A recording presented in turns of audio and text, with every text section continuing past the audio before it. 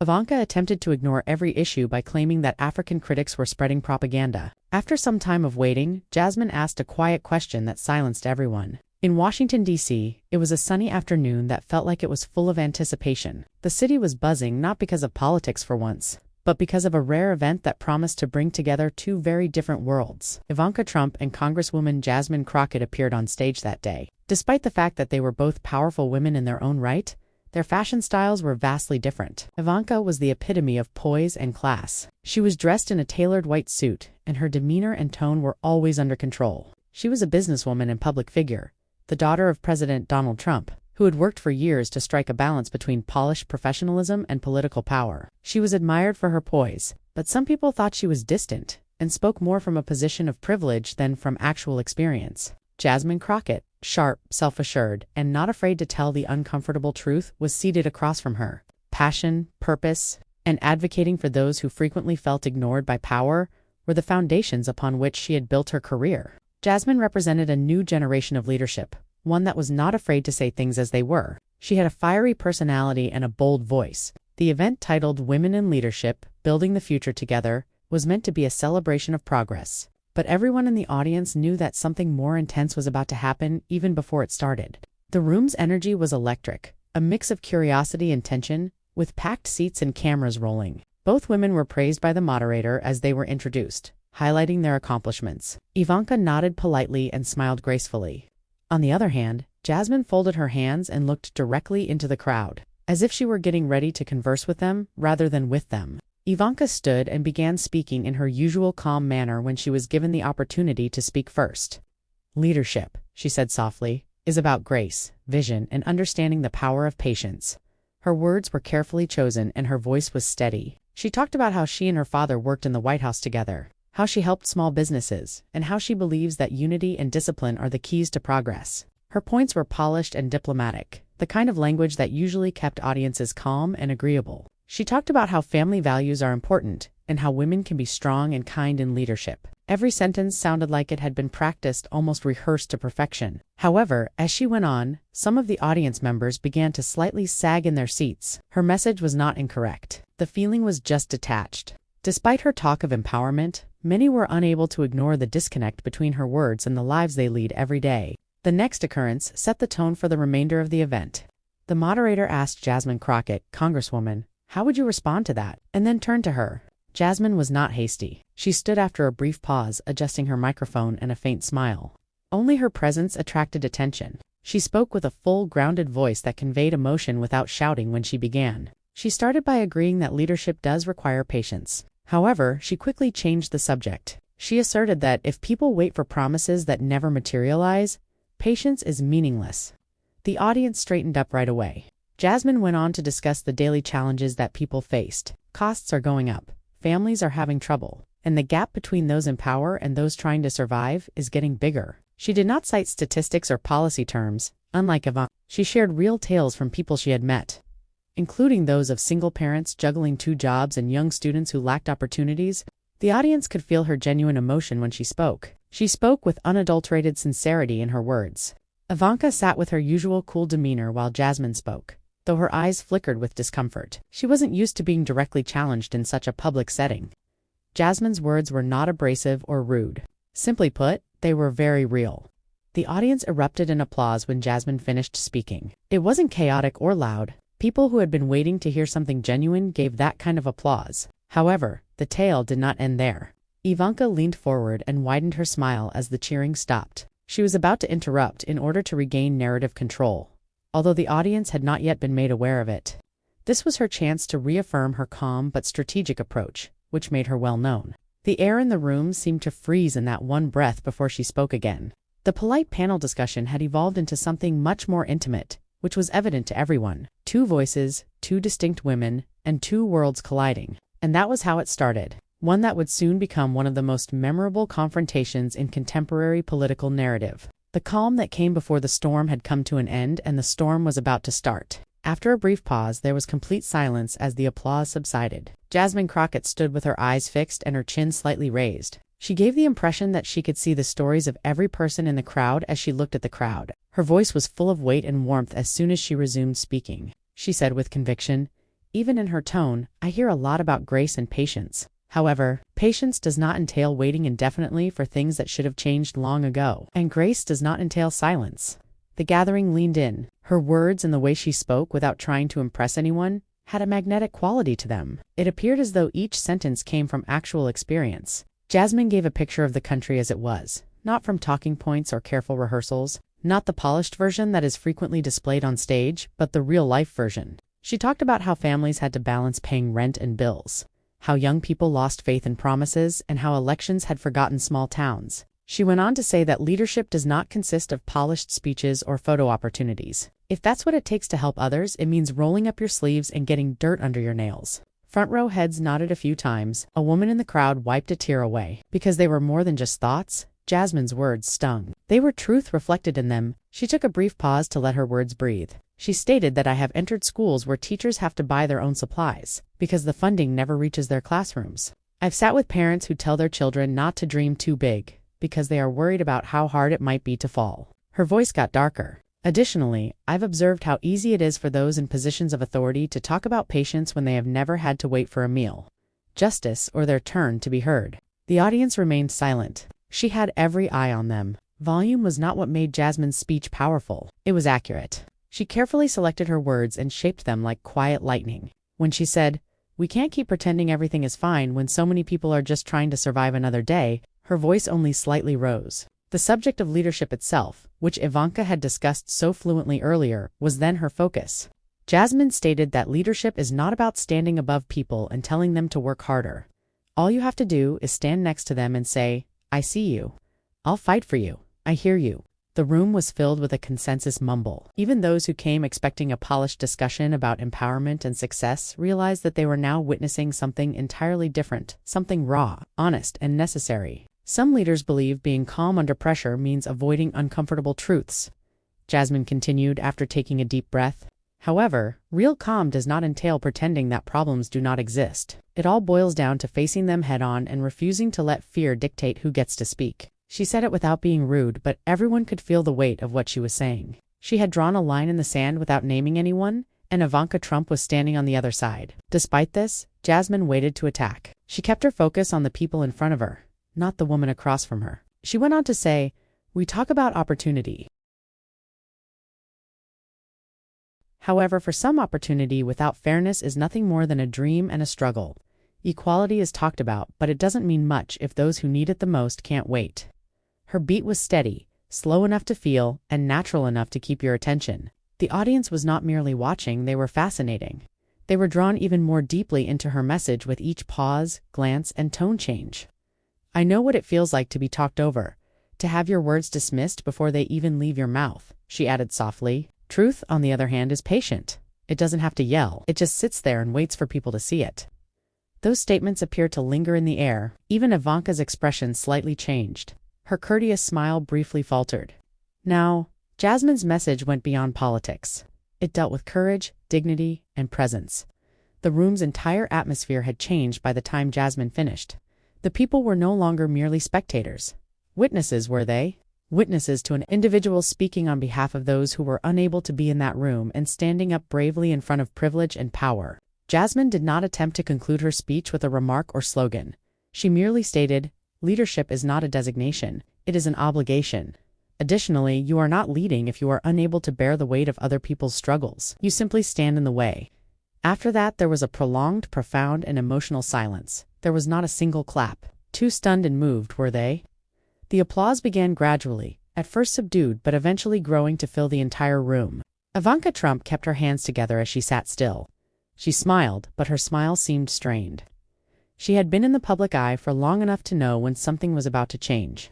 After Jasmine Crockett had moved the room, Ivanka would have to wait a few minutes to see if she could move it back. Ivanka Trump maintained a calm expression even as the room erupted in applause. She had been taught to maintain her composure under pressure all her life. She was aware that her greatest strength was control, whether in interviews, meetings, or public debates. She could, however, feel something inside that she hadn't felt in a long time. A challenge that charm and politeness could not overcome. Ivanka took the microphone after leaning slightly forward when the room finally settled down. She began, "Thank you, Congresswoman," speaking softly but thoughtfully. "Sincerely, your enthusiasm is admirable. However, I believe perspective is frequently lacking in these discussions. Her voice was always measured and calm, but beneath it there was a subtle sharpness. It's easy, she continued, to stand on a stage and point out what's wrong. It is much more difficult to determine the actual amount of progress that has been made. No nation is perfect, but ours is far from the disaster that some would like to portray. She looked around the room with a small, self-assured smile. Businesses are stronger, unemployment is lower, and our communities are expanding. To me, that doesn't sound like a nation in trouble. A few people briefly clapped, but it was more out of politeness than agreement. That served as Ivanka's cue to press on. She stated that sometimes, I believe, criticism becomes exaggeration, and when that takes place, nobody benefits. We are only divided by it. She then made a comment without warning that made the audience feel uneasy. She said that many of the negative comments we hear come from people who don't even live here. False narratives about our nation are being propagated by foreign groups, primarily African or international voices. Who we listen to should be carefully chosen. The utterances were heavy in the air. No one responded for a few seconds. Not only was it what she said, but also how casually, as if it were common sense, she said it. The silence was broken by a few gasps and a low murmur. Jasmine Crockett showed no reluctance. She sat still and studied Ivanka with her eyes fixed on her. Ivanka kept going, sensing the shift. She said, slightly firmer now, I believe in this country. Additionally, I believe that those who truly care about it should concentrate on finding solutions rather than portraying it as corrupt or broken. We become weaker as a result of such speech, especially when it comes from within. She smiled again as she made a slight turn toward Jasmine. People must be lifted up, not brought down by fear or blame. The message was clear, even though it was subtle. Ivanka wasn't just being critical. By implying that Jasmine's speech had been fueled by negativity rather than leadership, she was undermining her credibility. The moderator clearly noticed that things had become tense and shifted in their seat. Ivanka, however, was not done yet, she said, her tone becoming more even as she spoke. I come from a family that believes in action. I have always been taught by my father that talking is cheap. Loyalty and hard work are what bring about real change. That's the essence of true leadership, and that's what I try to embody. Although there were only a few polite claps this time around, it was the kind of line that typically received applause. The remaining members of the audience remained silent as they focused on Jasmine. It was also noted by Ivanka. She initially appeared slightly uneasy. She quickly forced a second smile despite her fingers becoming more tightly encircling the microphone. She added softly, I don't mean to discount anyone's experiences. However, I believe we should all keep in mind that America's history is one of success rather than struggle. Additionally, it is essential that we maintain that viewpoint. With each word, the room's tension increased. Ivanka's optimism received a nod from some, but the majority appeared uneasy. Her remarks regarding foreign nationals had crossed a line that was hard to see. People weren't expecting the optimistic, self-assured vision. It appeared detached and even defensive. Ivanka wasn't giving up, though. She had established a name for herself by maintaining her polished demeanor when others lost control. She stated, negativity has never built anything. So, I choose to focus on what works, not what doesn't, she said with a calm smile, and put the microphone down, acting more like she had just finished a lesson than a response. The audience remained silent for an extended period of time without speaking. A few glanced at one another. Waiting for Jasmine's response, the other people looked at her. No longer was it just about politics. Tone, respect, and the power of words were all at play. Yes, Ivanka had delivered a powerful speech, but not in the way she had intended. Her self-assurance appeared arrogant. Her calmness, which usually won people over, now felt cold in comparison to Jasmine's sincerity, and her defense of the nation felt like denying the pain it was going through. Jasmine remained silent despite everything. Unreadable was her expression, as her hands sat tranquilly on the table. She waited, but not out of trepidation, but rather out of strategy. Ivanka gave her a quick glance, possibly anticipating an immediate response. However, Jasmine did not move. She only gave a faint smile, and her silence was louder than any possible interruption. Ivanka was more shaken than any disagreement could shake. She had used every phrase she knew how to say, and somehow, Jasmine's stillness had brought her back into the spotlight. The battle was not over. In fact, it was just getting started. But at that exact instant, everyone who was watching realized something very important. Although Ivanka may have the microphone, Jasmine possessed the room. Ivanka's speech was met with silence, but it wasn't the kind that showed respect. It was the kind that comes right before a storm with a lot of energy. Expectation permeated the air, it appeared. Waiting for Jasmine Crockett to respond, everyone in the room turned toward her, but she didn't. at least not immediately. Jasmine, on the other hand, sat still and lightly folded her hands in front of her. Despite her calm demeanor, her eyes told a different story. They were calculating rather than angry. She was completely aware of Ivanka's actions. The negative remarks and polished dismissal of foreign nationals were more than just words. They were designed to harm her, portray her as emotional, unappreciative, and out of touch with genuine leadership. Jasmine comprehended something that Ivanka did not. Occasionally, silence is more audible than speech. The room became more uncomfortable as time passed. In an effort to maintain her poise, Ivanka slightly shifted in her chair. Indecisive about whether to continue or let the tension settle, the moderator looked at each woman individually. Jasmine finally raised her microphone. When she spoke, her voice was muffled, almost too muffled. She started by saying that perspective has a powerful effect on people. The audience immediately became straight. People leaned in to hear what she had to say. Despite the fact that her tone was composed and collected, she continued, "Perspective. Depending on your position, the entire world can appear perfect from a penthouse." The crowd murmured softly, understanding the meaning of her words. But if you're standing in the street, breathing in the dust, it's a very different view. Jasmine gave Ivanka a small, respectful smile as she looked at her. "You talk about progress, and while there has been some progress, let's be honest about who that progress has reached. I can't help but wonder, fine for whom? When you say that everything is fine," there was no bitterness in her words. The truth was in them. Truth, on the other hand, has the ability to cut through even the most well-honed politeness. She then returned her focus to the audience. "Some of you here are familiar with waiting, to wait for justice, for recognition, and for your hard work to be recognized. Have you not exhibited patience?" The crowd was quiet, but it was clear that everyone was in agreement.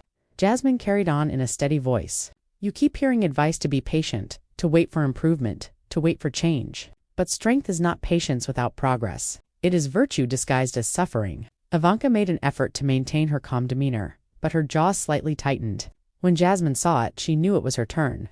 Jasmine then added, "You mentioned misinformation earlier, almost casually.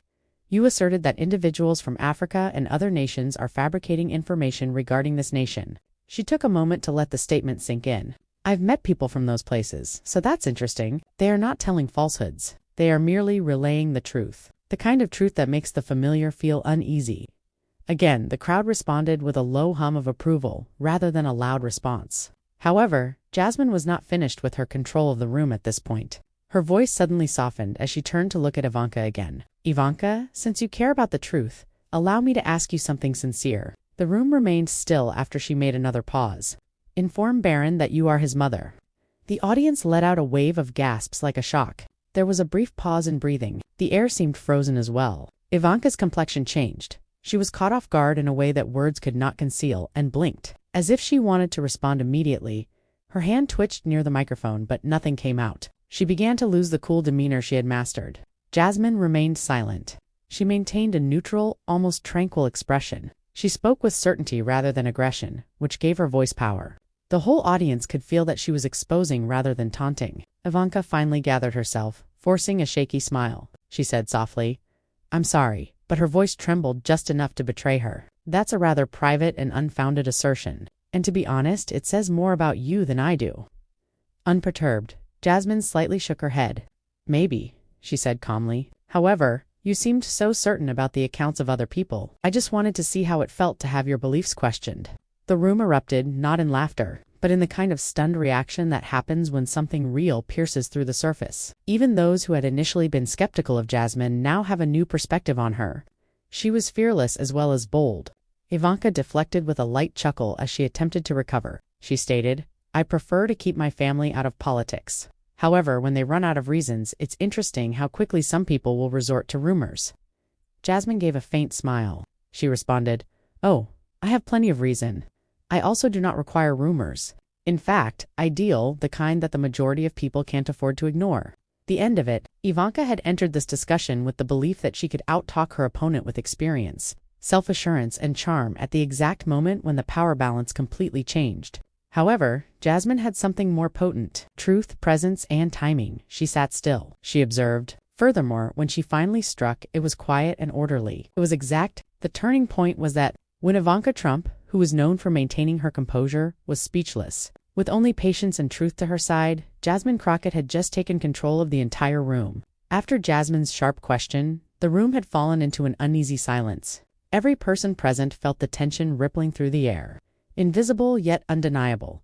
Ivanka Trump, who is typically unflappable, was taken aback. She lost her polished confidence for a split second, and that split second changed everything. She made an effort to recover, forcing herself to smile, but it didn't quite reach her eyes, she said, her voice coated in a thin layer of humor that no one found funny. That was quite the creative question. Let's be serious, though. Discussions like these, in my opinion, should remain focused on ideas rather than personal attacks. It was a deliberate effort to regain control, to divert attention away from what had just occurred. But neither Jasmine nor the audience were deceived. Everyone was aware of the shift in the room's power. As she continued, Ivanka's voice became more pronounced. She stated, "I understand that emotions can run high, particularly when individuals lack real leadership or decision-making experience." The slur disguised as advice was right there. The audience let out a soft mumble. Ivanka was attempting to portray Jasmine as emotional, lackluster, and possibly even unqualified. She had previously employed a tactic that appeared graceful but was actually dismissive. But Jasmine Crockett had always been undervalued, and she knew exactly how to deal with it. She took her time before responding, making Ivanka's polished aggression appear even more hollow due to her calm presence. Jasmine spoke softly about experience. Is not limited to private meetings or boardrooms. Experience is what you learn when the system doesn't work for you and you still find a way to survive. Her voice got louder. Understand that not all of us are invited to the table. While some people are born sitting at it, we must build it piece by piece. The audience erupted, their enthusiasm returning. Ivanka's expression became more serious as she crossed her legs. She said with a hint of arrogance, "Maybe people wouldn't have to build anything if they worked harder instead of blaming others." The audience turned at that point. The atmosphere of politeness vanished. Disbelief, not anger, was the emotion. Disappointed expressions were seen on the faces of those who exchanged looks. What had once sounded resolute now seemed out of touch. Jasmine did not waver one bit. She gave a sluggish nod, as if she had been anticipating that response all along. "You're right," she said in a calm but deceptive tone. "People do have to work hard, but starting at third base makes it much easier to talk about hard work." The crowd broke out in laughter and applause, not mocking, but feeling relieved, as if someone had finally said what they had all been thinking. Ivanka straightened her posture and slightly flushed her cheeks. She attempted to respond. She said rigidly, "I didn't come here to be insulted. I came here to talk about solutions and uplift women, not to make small talk." Jasmine gave the same deliberate, slow smile that always indicated she was about to make her point. She responded, "You've managed to insult a lot of people who don't have your privilege, despite this. How that works is funny." Ivanka's jaw clenched once more. She moved her weight, clearly feeling uneasy. She said sternly, "Privilege is an excuse people use to justify failure." The crowd gasped. The remark was too blunt and harsh. She came across as cruel despite what was intended to make her appear strong. Before speaking, Jasmine broke her silence. She said softly, "If that's what you believe, then perhaps you've forgotten what it means to struggle because you've been privileged for so long." The words came like lightning. Ivanka's composure continued to deteriorate. She made an effort to laugh it off, but her tone changed. "Do you really believe that you can define me? You are unaware of my origins." Jasmine's gaze remained fixed on her own. She said quietly, "Oh, I know enough. Enough to see fear when it tries to cover itself up with a smile." Ivanka looked up. She tried to say something, but nothing came out of her mouth. Jasmine returned to the audience with a measured but sharp tone. She began, "I don't say this to shame anyone. This is because truth does not require permission. I say, when someone uses their power to judge other people, they forget that the ground they are standing on was built by the same people they judge." Once more, the room erupted in applause, this time louder. Ivanka's expression became more rigid and there was no going back. Jasmine then delivered her final line, which would be remembered by everyone long after the event was over, because the audience was no longer on her side. She spoke as if she were speaking to someone far away from the room and looked straight into the cameras. She said firmly, "If Baron needs proof, hit me up." Despite being soft, the words hit the ground like a hammer. After another gasp, the audience completely stopped talking. Ivanka's brow furrowed. Not only was the statement's boldness, but also its certainty made her look stunned. Jasmine did not gloat, speak loudly, or linger. She merely lowered the microphone and stepped back, her presence unaffected. Her words reverberated even louder in everyone's minds because of the strength of her control. Ivanka forced a hard laugh as she tried to get back on her feet. "That's absurd," she quickly declared. "Absolutely ridiculous." But the confidence in her voice had vanished. Jasmine did not answer. She was not required to. The moderator attempted to quickly conclude the discussion by thanking both speakers. But Jasmine Crockett received all of the attention. As a challenger, she had entered the room. She won it, not because she yelled the loudest, but because she stood her ground when it mattered most. She was victorious when she left. Jasmine Crockett had tried to outtalk Ivanka Trump, but by the end, it was abundantly clear that Jasmine did not need to confront her. She only needed to outthink, outlive, and let the truth take care of the rest.